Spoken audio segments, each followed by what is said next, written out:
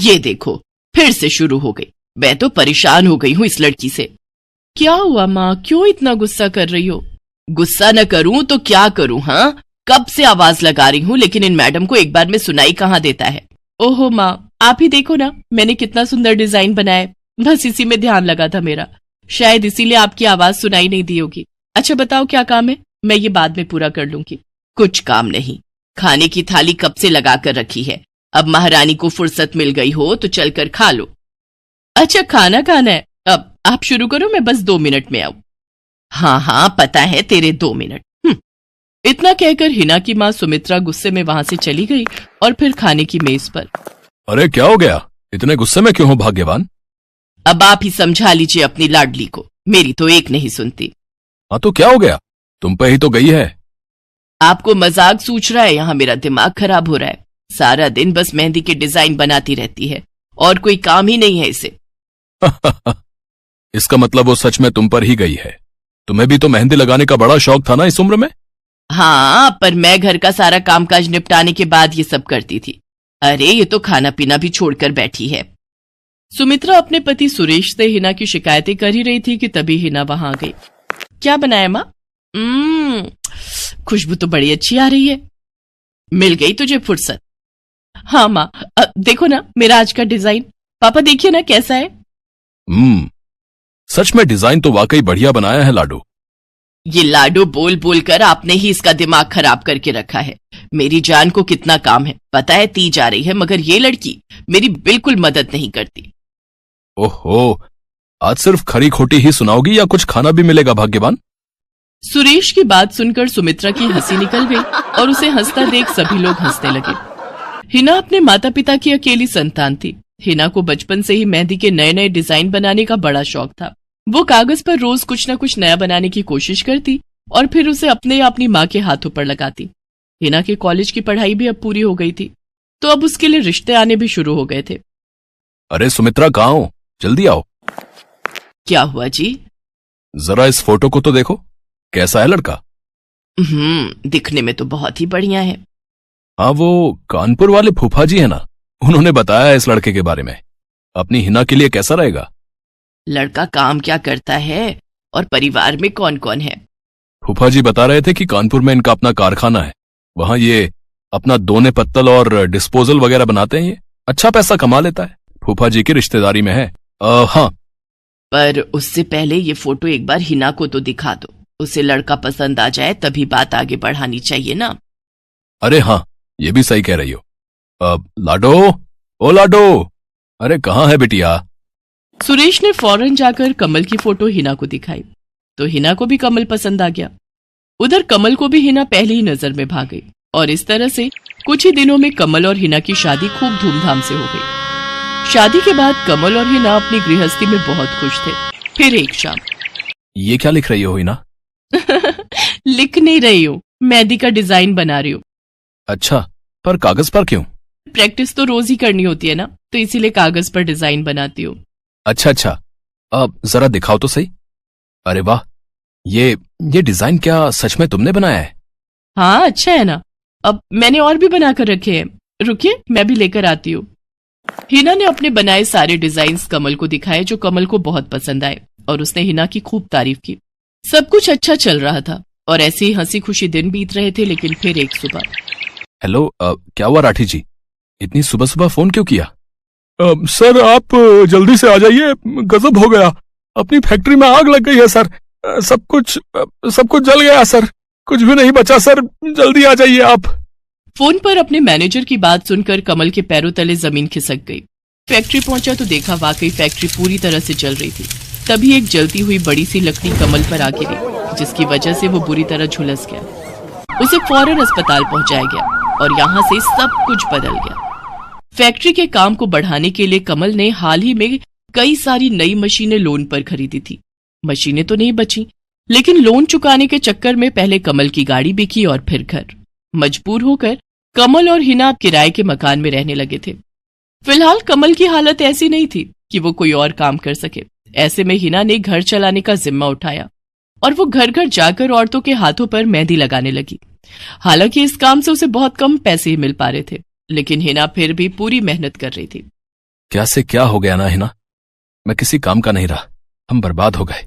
मैंने कहा था तुम्हें रानी बनाकर रखूंगा, मगर मेरे रहते हुए भी तुम्हें कितना संघर्ष करना पड़ रहा है। ऐसा क्यों कह रहे हैं आप बिल्कुल चिंता मत कीजिए, देखना धीरे धीरे सब ठीक हो जाएगा। हिना चाहती थी कि वो अपना एक पार्लर खोले, लेकिन फिलहाल ये मुमकिन नहीं था। मेहंदी लगाने का काम भी सीजन पर ही मिल पाता था, तो अब दिक्कत खाने पीने की भी होने लगी। ऐसे में हिना ने एक सेठ के घर मेड का काम करना शुरू कर दिया। और फिर एक दिन, सुन, तुझे कोई मेहंदी वाली पता है क्या? क्यों मैडम? अरे वो तीज आ रही है ना, तो मेहंदी लगवानी थी। आहा, बाहर इतनी गर्मी है, अब ऐसे में कौन बाहर जाए, तो घर पर ही आकर कोई लगा दे तो बढ़िया रहेगा। अब हाँ मैडम, मैं बहुत अच्छी मेहंदी लगाती हूँ, आप मुझसे लगवा लो। ना ना ना, अगर खराब कर दी तो? तीज की पार्टी है मेरे यहाँ, मेहंदी तो बढ़िया ही लगवानी है मुझे। मैडम आप बिल्कुल चिंता मत कीजिए, और रुकिए, मैं अभी आपको कागज पर मेहंदी का डिजाइन बनाकर दिखाती हूँ, फिर आगे आप ही तय करना।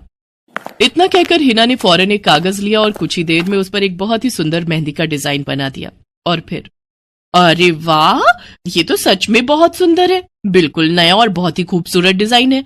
अब तू ये डिजाइन मेरे हाथ पर भी सेम टू सेम लगा देगी ना? हाँ मैडम, आप मुझ पर विश्वास कीजिए, मैं बचपन से ये करती आई हूँ। उस दिन हिना ने पूरे मन से अपनी मालकिन के दोनों हाथों पर मेहंदी लगाई। हिना ने जो डिजाइन बनाया था वो एकदम नया था और सुंदर भी। फिर अगले दिन, नमस्ते साहब, वो आपको कुछ? हाँ, मैं तुम्हारा ही इंतजार कर रहा था। ये कल शिवानी के हाथों पर तुम्ही ने मेहंदी लगाई थी ना? जी साहब, मैंने ही लगाई थी। अब कोई गलती हो गई क्या मुझसे? नहीं, ऐसी कोई बात नहीं है। बस ये जानना था तुमसे कि मेहंदी का वो डिजाइन कहाँ से देखकर लगाया तुमने? कहीं से नहीं साहब, वो तो मैंने खुद से सोचा था, मैं कभी कहीं से देखकर डिजाइन नहीं बनाती। अच्छा, अगर ऐसा है तो जरा ये कागज और जरा इस पर एक मोर की थीम पर बेस्ड एक डिजाइन बनाकर दिखाओ, पर याद रहे डिजाइन बिल्कुल नया होना चाहिए। जी साहब, बस 2 मिनट दीजिए। हिना ने बस कुछ मिनटों के अंदर वो करके दिखा दिया, जिसे देखकर उसका मालिक साहिल मल्होत्रा हैरान रह गया। वाह, सच में कमाल है ये तो। अब तुमने डिजाइनिंग सीखी है क्या कहीं से? नहीं साहब, सीखी तो नहीं, लेकिन मुझे बचपन से ही शौक है मेहंदी लगाने का, तो बस इसीलिए। समझ गया। देखो हिना, तुम्हारा हुनर लाजवाब है और तुम्हें अपने इस हुनर को ऐसे बेकार नहीं जाने देना चाहिए। जी मतलब? तुम्हें पता है ना, मेरी फैक्ट्री में लेडीज कपड़ों के लिए कपड़ा बनता है, लेकिन काफी समय से मैं परेशान हूं, क्योंकि सूट साड़ियों वगैरह के लिए मेरे पास नए डिजाइन्स की कमी पड़ गई है। लेकिन अब लगता है ये कमी नहीं रहेगी। बोलो, बतौर डिजाइनर मेरे लिए काम करोगी तुम? जी साहब, बिल्कुल करूंगी। ये हिना के लिए सपने के सच होने जैसा था। अब वो काम वाली बाई से एक डिजाइनर बन गई। वो साहिल की फैक्ट्री में बनने वाले कपड़ों के लिए हर रोज नए नए डिजाइन्स बनाने लगी, और इसके बाद साहिल के फैक्ट्री में बनने वाले कपड़े की डिमांड काफी बढ़ गई, और इसके चलते हिना को भी उसके काम की बढ़िया सैलरी मिलने लगी। हिना अब अपनी कमाई से न सिर्फ अपना घर खर्च चलाने लगी, बल्कि उसने शहर के बढ़िया डॉक्टर से कमल का इलाज भी कराया, जिससे कमल बहुत जल्दी ठीक हो गया और उसने भी काम करना शुरू कर दिया। पर इस सब में पूरा 1 साल बीत गया और एक बार फिर से तीज का त्योहार आया। देखिए तो कैसी लग रही हूं मैं? बिल्कुल चांद जैसी लग रही हो। हिना ने नई हरे रंग की साड़ी पहनी हुई थी, जो उसने खुद डिजाइन की थी, और वाकई वो उसमें बहुत ही सुंदर लग रही थी। हिना, तुम सच में बहुत बहादुर हो। मैं तो उस हादसे के बाद उठकर खड़ा ही नहीं हो पाता, लेकिन तुमने सब कुछ ठीक कर दिया। तीज का ये त्योहार ही इसलिए है जी, मैं आपको कभी कुछ नहीं होने दूंगी।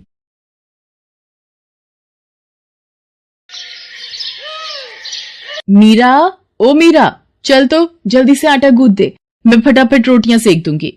नहीं माँ, मैं नहीं गूंथ पाऊंगी, मैंने मेहंदी लगा ली है हाथ पर।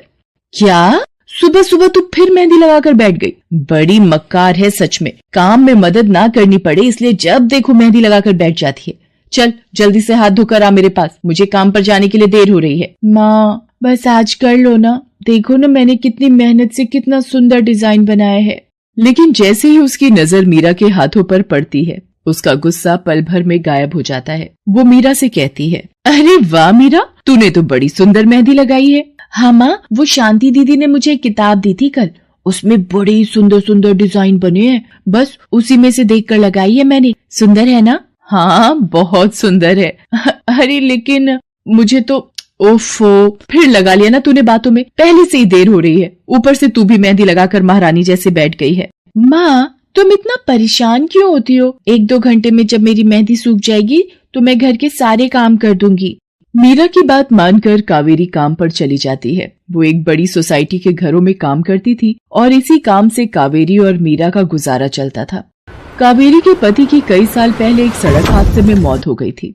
तब से कावेरी पर ही सारी जिम्मेदारी थी। मीरा भी घर के कामों में उसका पूरा हाथ बटाती थी। मीरा को मेहंदी लगाना बहुत पसंद था। उसने अपने घर के पीछे मेहंदी के कई सारे पौधे लगा रखे थे, जिनका वो बहुत ख्याल रखती थी। वो अपने हाथों से मेहंदी के पत्तों को पीसकर अपने हाथों में लगाने के लिए तैयार करती थी। फिर एक दिन, मीरा, हमें इस जगह पर थोड़ी मोड़ी खेती कर लेनी चाहिए।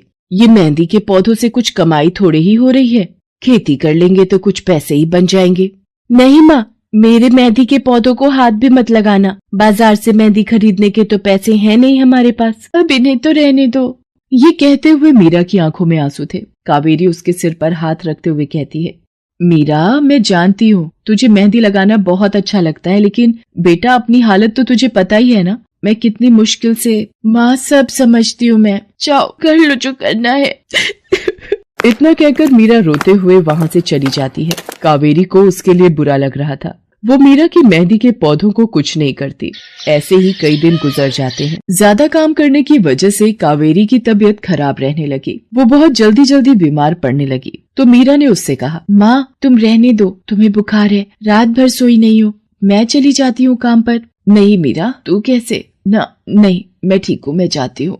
कावेरी जैसे ही उठकर चलने की कोशिश करती है, अचानक उसे चक्कर आ जाता है। मीरा उसे सहारा देकर बिस्तर पर लिटा देती है और उससे कहती है, बस माँ, अब तुम आराम करोगी और काम पर अब से मैं जाऊंगी। कावेरी घर पर रहकर आराम तो कर रही थी, लेकिन वास्तव में उसे अच्छे इलाज की भी जरूरत थी, जिसके लिए पैसे थे नहीं। दूसरी तरफ अब हर रोज मीरा काम पर जाती और लौटकर घर के भी सारे काम उसे ही करने पड़ते थे। इस सब में उसे मेहंदी लगाने का बिल्कुल भी वक्त नहीं मिल पाता था।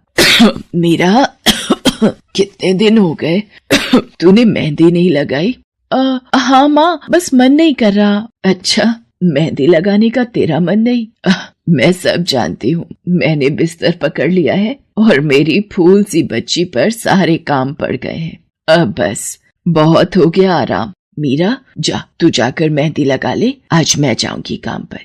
नहीं माँ, तुम कहीं नहीं जाओगी, मैं कर लूंगी सब। और मैं सच बोल रही हूँ, मैं बड़ी हो गई हूँ, ये मेहंदी वेहंदी का मुझे शौक नहीं। इतना कहकर मीरा काम पर जाने के लिए घर से निकल जाती है। कावेरी की आंखों में आंसू आ जाते हैं। मीरा सोसाइटी के कई घरों में काम करती थी। उन्हीं में से एक घर आरती का भी था। उसके घर पर तीज का त्योहार बड़े धूमधाम से मनाया जाता था। तीज की तैयारियों में मीरा भी मदद कर रही थी। इसी बीच, अरे ऐसे कैसे? मैंने सारे रिश्तेदारों को बुला लिया है, मेरी सारी फ्रेंड्स भी आने वाली हैं। मैं क्या कहूँगी उन्हें? फोन पर काफी देर बहस करने के बाद आरती फोन रख देती है। उन्हें उदास देखकर मीरा उससे पूछती है, क्या हुआ मैडम जी, आप कुछ परेशान लग रहे हो? हाँ मीरा, बड़ी मुसीबत हो गई। कल तीज का फंक्शन है, मैंने सबको मेहंदी लगवाने के लिए यहीं बुला लिया है और आखिरी मौके पर ये पार्लर वाली धोखा दे गई। कह रही है कल नहीं आ पाएगी। अब क्या होगा? इतनी जल्दी कौन तैयार होगा सबको मेहंदी लगाने के लिए?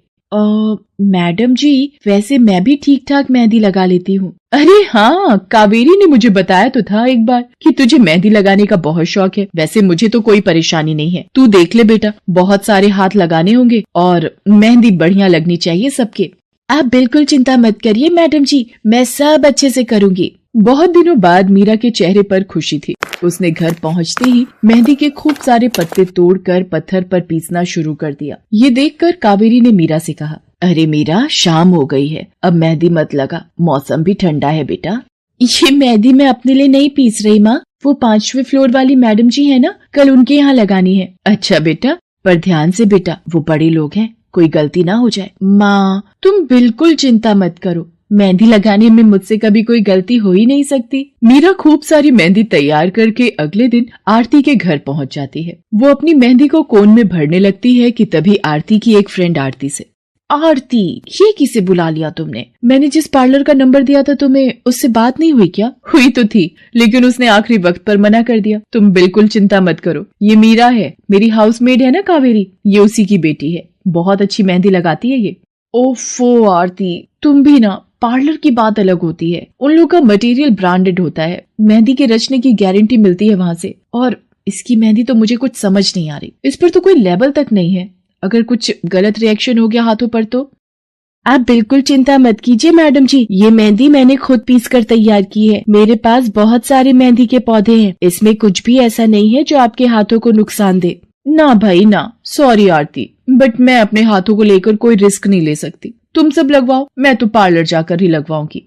इतना कहकर आरती की दोस्त शालिनी वहां से चली जाती है। आरती मीरा को इशारा देकर काम शुरू करने को कहती है। अरे वाह, मानना पड़ेगा, इस बच्ची ने कमाल की मेहंदी लगाई है।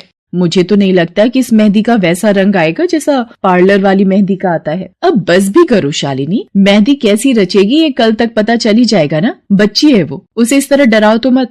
अरे मुझे क्या, मेरे हाथ कौन सा खराब होने वाले हैं, तुम ही लोग लगवाओ और तुम ही भुगतना। शालिनी गुस्से में वहां से चली जाती है। उसे पूरा यकीन था कि मीरा की मेहंदी रचेगी नहीं, साथ ही हाथों पर उसका गलत रिएक्शन भी हो सकता है, लेकिन जो हुआ वो इससे बिल्कुल अलग था। अगले दिन मीरा के घर पर। अरे मैडम जी, आप यहाँ? आपने तो आज काम पर आने के लिए मना किया था ना, मैं इसीलिए नहीं आई। हाँ हाँ, कल तुम कितना थक गई थी, इसीलिए मैंने आने को मना किया। मैं यहाँ तुम्हें काम पर बुलाने नहीं बल्कि किसी और काम से आई हूँ। अंदर नहीं बुलाओगी? अरे माफ कीजिएगा मैडम जी, आइए अंदर आइए। आरती को देखकर कावेरी भी बिस्तर से उठकर खड़ी हो जाती है। आरती के साथ उसकी दोस्त शालिनी भी थी। मीरा उन दोनों को पानी देते हुए कहती है, ये लीजिए मैडम जी, मेहंदी तो ठीक से रची ना मैडम जी? ये तुम्हें मैं नहीं शालिनी बताएगी। फिर शालिनी अपने हाथ मीरा की तरफ बढ़ा देती है। उसके हाथों पर कई जगह छाले पड़े हुए थे। ये देखकर मीरा उससे कहती है, अरे ये क्या हुआ मैडम जी? मैंने तुमसे मेहंदी नहीं लगवाई, उल्टा तुम्हारा अपमान करती रही, उसी की सजा मिली है मुझे। मैंने सबसे महंगे वाले पार्लर में जाकर मेहंदी लगवाई। मैंने उनसे जोर देकर कहा कि मेहंदी का रंग बहुत बढ़िया आना चाहिए। इस चक्कर में उन्होंने पता नहीं क्या क्या मिला दिया मेहंदी में, और मेरे हाथों का ये हाल हो गया। और दूसरी तरफ तुम्हारी मेहंदी, जिसने भी लगवाई उसके हाथों की रंगत ही अलग है। देखो आरती के हाथ देखो जरा। आरती ने अपने हाथ आगे बढ़ा दिए, जिन पर मीरा के हाथों से लगी मेहंदी का बहुत ही अच्छा रंग चढ़ा था। फिर आरती कावेरी के पास जाकर उससे बोली, बस कावेरी, ये झाड़ू पोछा और बर्तन बहुत करवा लिए तुमने मीरा से, ये अब वो करेगी जो इसे करना चाहिए। जी क्या मतलब मैडम जी? ये अब मेहंदी लगाएगी सबके हाथों पर। हमारी एक दोस्त का अपना ब्यूटी पार्लर है, उसे मीरा का काम और उसकी मेहंदी की क्वालिटी बहुत अच्छी लगी। वो मीरा को अपने यहाँ काम देना चाहती है, अच्छे पैसे भी देगी वो मीरा को, और तो और वहाँ रहकर मीरा पार्लर के दूसरे काम भी सीख पाएगी। आरती की बात सुनकर कावेरी की आंखों में आंसू आ जाते हैं। वो हाथ जोड़कर आरती का शुक्रिया अदा करती है। मीरा भी बहुत खुश थी। अब न सिर्फ वो अपना मेहंदी लगाने का शौक पूरा कर सकती थी, बल्कि अच्छे पैसे कमाकर अपनी माँ का इलाज भी करवा सकती थी। एक समय की बात है, केशवपुर नामक गांव में सरला नाम की एक बूढ़ी विधवा औरत अपने बेटा बहू के साथ रहती थी। सरला की बहू जया स्वभाव से बहुत बुरी थी। वो रोजाना सरला से बात बात पर लड़ती रहती थी। सरला का पति किशन शहर में मजदूरी करता था, इसलिए वो कभी कभी ही गांव आ पाता था। किशन शहर से घर खर्चे के लिए पैसे भेजता तो 2 लिफाफे भेजता, एक अपनी माँ के नाम और एक अपनी पत्नी के नाम। पर जया सरला के पैसे भी अपने पास ही रख लेती थी। ऐसे ही एक दिन, ये सरला देवी और जया जी के नाम के मनी ऑर्डर हैं। लाओ लाओ भैया, जल्दी से मुझे दे दो। ये सरला देवी के हस्ताक्षर करके ही उन्हें मिलेगा। माँ जी आराम कर रही हैं, लाओ मैं अंगूठा लगवा कर लाती हूँ। ए बुढ़िया, जल्दी से इस कागज पर अंगूठा लगा दे। भैया मनी ऑर्डर मुझे दे दो। जया सारे पैसे अपने पास रख लेती है और अपने और बेटे बिट्टू के लिए खाने पीने की चीजें खरीद लाती है। माँ बहुत भूख लगी है।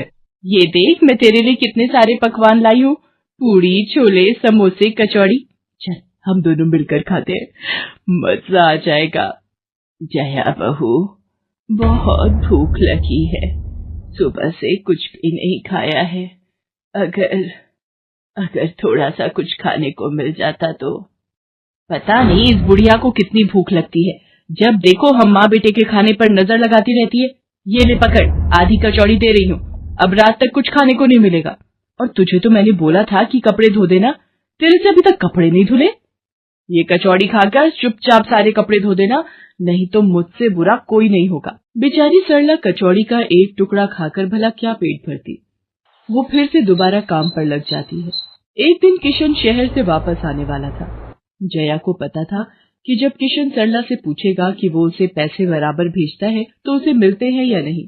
ये बात सोचकर जया थोड़ा घबरा जाती है और वो सरला से कहती है, ओ बुढ़िया, अगर तूने अपने बेटे से कहा कि तुझे उसके भेजे हुए पैसे नहीं मिलते तो मुझसे बुरा कोई नहीं होगा।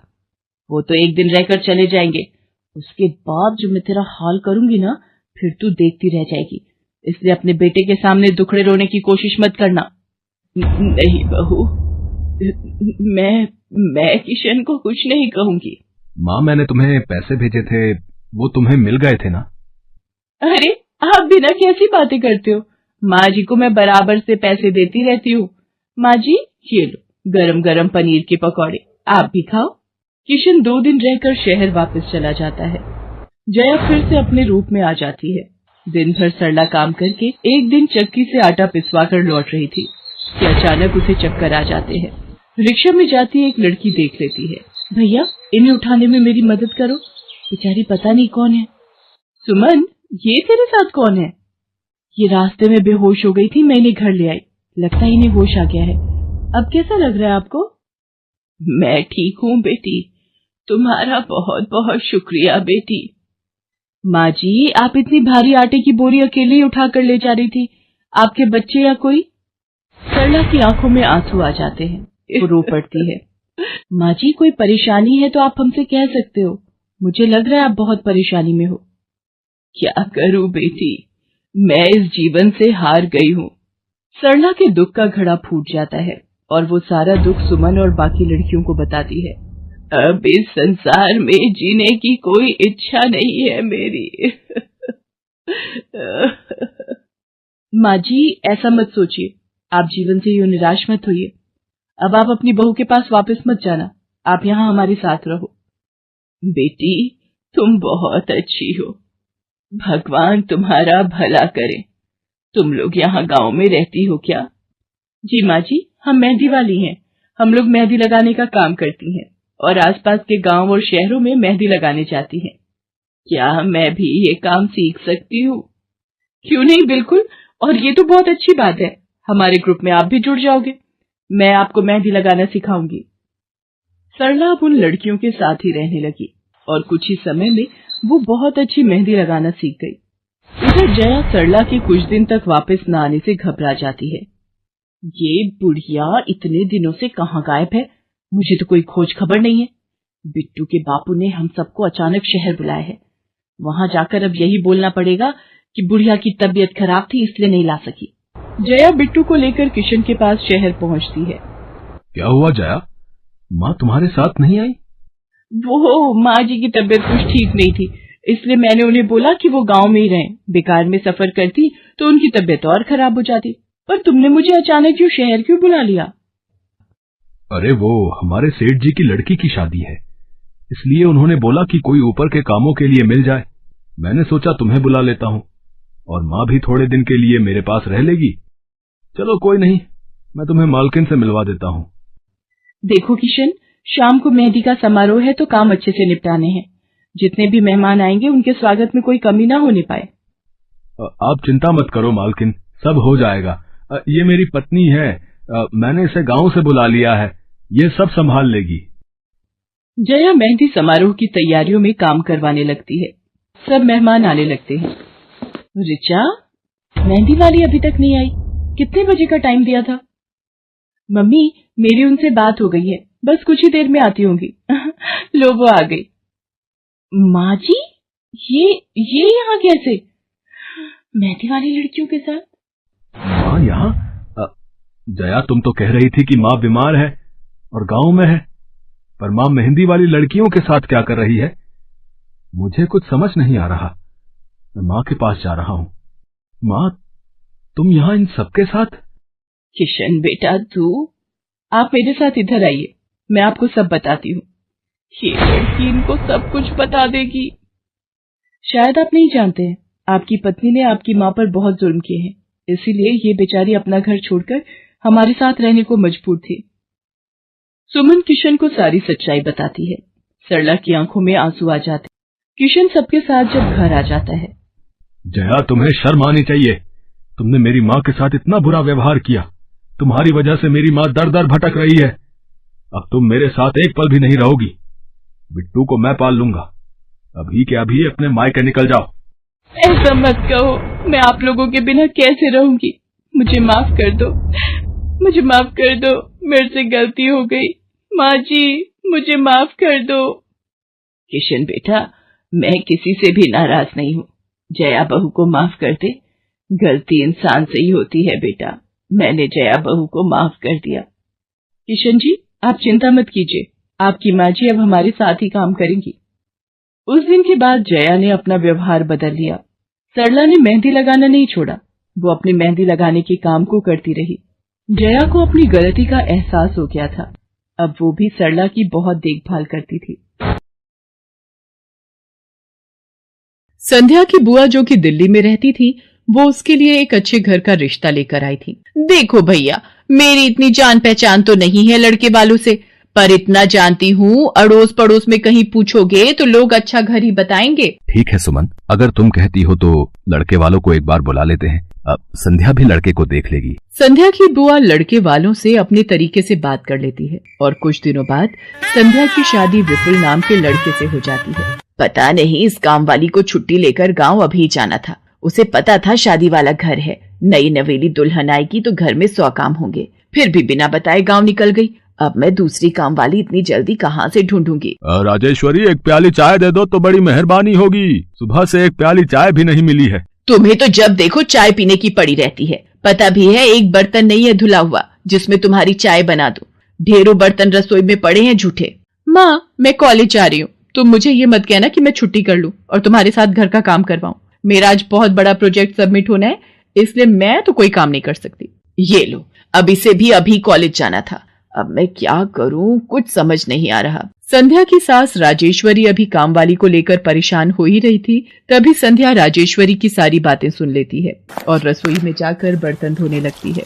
अरे संध्या बहू, तुम ये रसोई में क्या कर रही हो? हटो हटो हटो, ये झूठे बर्तन तुमसे थोड़ी करवाऊंगी। अभी तुम्हारे हाथों की मेहंदी भी नहीं उतरी। माँ जी, आप परेशान मत हो, मैं थोड़ी देर में ही सारा काम निपटा दूंगी। आप अकेले इतना काम नहीं कर पाओगे। ठीक है, अगर तुम कहती हो तो मैं कोई और काम कर लेती हूँ। माँ, पड़ोस में किसी से पता करो, शायद कोई और काम वाली मिल जाए। मैंने पूछा था, पर अभी किसी भी काम वाली के पास समय नहीं है। पुलकित काम पर चला जाता है। संध्या सारे घर का काम करती है। अब तो रोजाना ही ऐसा होने लगा। काम वाली तो थी नहीं। संध्या की ननद पूजा सुबह होते ही कॉलेज निकल जाती और सास पैरों में दर्द के बहाने बिस्तर पर आराम करती। संध्या तो मानो घर के कामों में ही उलझ गई। एक शाम, माँ, तुम बिल्कुल सही बहू ढूंढ कर लाई हो। बेचारी गरीब घर की है, इसलिए चुपचाप संस्कारी बहू की तरह घर के काम कर लेती है। अगर कोई पैसे वाले घर की लड़की बहू बनाकर ले आती तो वो पूरे घर को अपने इशारों पर नचाती और तुम और मैं बस बर्तन घिसते रह जाते। तभी तो मैंने इसकी बुआ को शादी के लिए हाँ कह दिया था। मुझे पता है ये गरीब घर की लड़कियां बड़ी सीधी सादी बहुएं साबित होती हैं। अब काम वाली गांव भाग गई। सोच ये ना होती तो कौन काम करता। राजेश्वरी, तुम दोनों माँ बेटी को तो संध्या बहू का शुक्रगुजार होना चाहिए। बेचारी ने आते से ही पूरा घर संभाल लिया। ऐसे ही दिन बीत रहे थे। संध्या सभी घर वालों की देखभाल का पूरा ध्यान रखती थी। एक दिन, क्या हुआ पुलकित बेटा, तुम इतने परेशान क्यों हो? और आज तुम ऑफिस भी नहीं गए? पापा, मेरी नौकरी छूट गई है। कंपनी घाटे में चल रही थी, इसलिए उन्होंने मेरे जैसे बहुत से वर्कर्स को अचानक निकाल दिया। दिमाग खराब हो रहा है, गाड़ी की किश्त भरनी है, घर का लोन भी पूरा नहीं हुआ है। घर का खर्चा अब सब कुछ कैसे होगा, कुछ समझ में नहीं आ रहा है। पुलकित बेटा, चिंता मत कर, अब कोई ना कोई रास्ता निकल आएगा। ज्यादा होगा तो कुछ दिनों के लिए मैं कोई काम कर लूंगा। पापा, मेरे होते हुए आप काम नहीं करोगे, मैं कुछ सोचता हूँ। पुलकित दूसरी नौकरी को लेकर परेशान था। उसे कोई काम नहीं मिल रहा था। घर में पैसों की तंगी भी शुरू हो गई। पुलकित ने अपनी गाड़ी बेच दी। घर के लोन को लेकर वो परेशान था। 15,000 रुपए की किश्त उसे भरनी थी। तभी, भैया, मेरे कॉलेज की फीस इस बार बहुत लेट हो गई है। मेरा आखिरी साल है, अगले महीने की 5 तारीख तक 12,000 रुपए फीस के भरने हैं। मैं कुछ इंतजाम करता हूँ। ऐसे खाली हाथ पर हाथ रखकर मैं नहीं बैठ सकती। मुझे कुछ सोचना होगा। पता नहीं, हो सकता है किरण ने बात कर ली होगी, पूछती हूँ। हेलो किरण, मैं संध्या बोल रही हूँ। तूने बात की? फिर पार्लर में जगह खाली है क्या? हाँ, मैंने बात कर ली है। 12,000 रुपए महीना देंगी रविता मैम। बोल, तू हाँ बोलती है तो मैं बात कर लेती हूँ। ठीक है, तू हाँ बोल दे, कम से कम कुछ तो पैसे आ जाएंगे। संध्या पुलकित से पार्लर में मेहंदी लगाने की नौकरी की बात करती है। पहले तो वो मना करता है, पर संध्या उसे समझाती है। पुलकित, मैं जानती हूँ आप परेशानी के दौर से गुजर रहे हो। मैंने आपसे शादी के बाद हर सुख दुख में साथ निभाने का वादा किया था और आप परेशान मत हो, मैं घर और बाहर दोनों का काम एक साथ संभाल लूंगी। ठीक है संध्या, तुम कल से पार्लर में नौकरी के लिए जा सकती हो। अगले दिन से संध्या सारे घर के काम के साथ साथ पार्लर भी जाती और वहां पर पूरा दिन मेहंदी लगाने का काम करती और शाम के वक्त घर आती। संध्या बहुत मेहनत कर रही थी ताकि वो अपने परिवार की मदद कर सके। संध्या बहुत सुंदर मेहंदी लगाती थी। ये बात उसकी सास को तब पता चली जब उसने पार्लर में काम करना शुरू किया। संध्या को पार्लर में काम करते हुए 1 महीना बीत चुका था। पार्लर की मालकिन रविता भी संध्या के मेहंदी लगाने के काम को देखकर बहुत खुश थी। संध्या, तुम सचमुच बहुत मेहनती हो। पिछले 1 महीने में बहुत से क्लाइंट तुम्हारी तारीफ कर रहे हैं और अपनी फैमिली फ्रेंड्स की शादी या सगाई फंक्शन के लिए तुम्हें ही मेहंदी के लिए बुक करना चाहते हैं। और हाँ, ये तुम्हारी सैलरी 12,000 रुपए। बाकी ये तुमने ओवर टाइम भी शादी के सीजन में बहुत किया है, उसके 6,000 रुपए अलग से दे रही हूँ। थैंक यू मैम, आपने मेरे काम की इतनी तारीफ की। मैं तो बस भगवान की कृपा से मेहनत से करती हूँ। संध्या घर आ जाती है और 12,000 रुपए पूजा के हाथ में रखती है। पूजा, ये तुम्हारी कॉलेज की फीस के पैसे, तुम कल ही अपनी फीस जमा कर देना। भाभी, ये तो आपकी मेहनत की कमाई है, आप ये सारे पैसे मुझे दे रहे हो? नहीं नहीं भाभी। पूजा, तुम मुझे अपनी भाभी कहती हो ना, और भाभी तो माँ समान होती है, तो क्या तुम अपनी भाभी माँ के पैसे नहीं लोगी? तुम अपने भैया से भी तो लेती हो ना। फिर मेरे और अपने भैया में फर्क है, मैं भी तो इस घर का हिस्सा हूँ, इसलिए ये पैसे रख लो। मुझे माफ कर दो भाभी, मैंने ना जाने आपके बारे में क्या क्या गलत सोचा। पुलकित को भी दूसरी नौकरी मिल जाती है। अब संध्या और पुलकित दोनों मिलकर काम करते थे। राजेश्वरी और पूजा भी अब संध्या की घर के कामों में बहुत मदद करती थी। परिवार में खुशियां फिर से लौट आई थी।